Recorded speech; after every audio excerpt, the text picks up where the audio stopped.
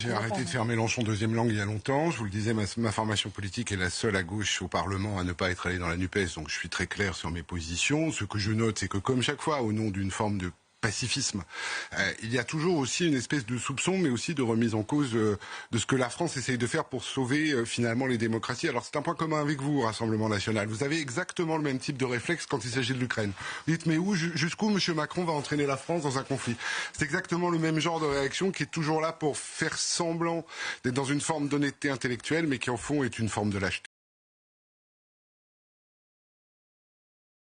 Je pense que la première chose qu'il faut d'abord dire, c'est que c'est l'honneur de la France d'être dans une coalition très large, avec la Jordanie, l'Arabie Saoudite, les États-Unis, avec toutes celles et tous ceux qui concourent à ce qu'il n'y ait pas un embrasement de la région. On voit bien que l'attaque de l'Iran, parce que c'est une attaque de l'Iran qui est historique. On est habitué à la pression de l'Iran au travers de ses proxys, on est habitué au Hezbollah qui met la pression sur Israël. L'Iran dit c'est une riposte. On pourra y revenir dans le courant du débat. On connaît les sémantiques de droit international où chacun cherche à fuir sa responsabilité. Moi, je veux simplement dire que cette nuit et la nuit dernière, la France n'est pas rentrée en guerre. La France a fait son devoir.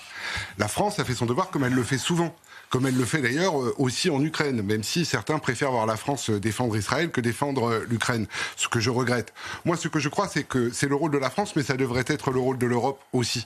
La liste que je porte, elle déplore le fait qu'on soit aujourd'hui toujours en train de dire il faut une défense qui monte, mais que cette défense, ça soit toujours les Françaises et les Français qui la portent.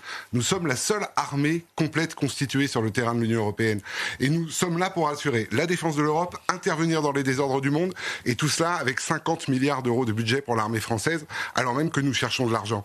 Alors oui, c'est notre honneur d'y être, et tous ceux qui sont aujourd'hui en train de faire des débats à gauche, notamment à LFI, autour du droit international, la France est-elle entrée en guerre? Non, la France n'est pas entrée en guerre. La France est dans sa logique. Sa logique, c'est la paix et c'est la démocratie.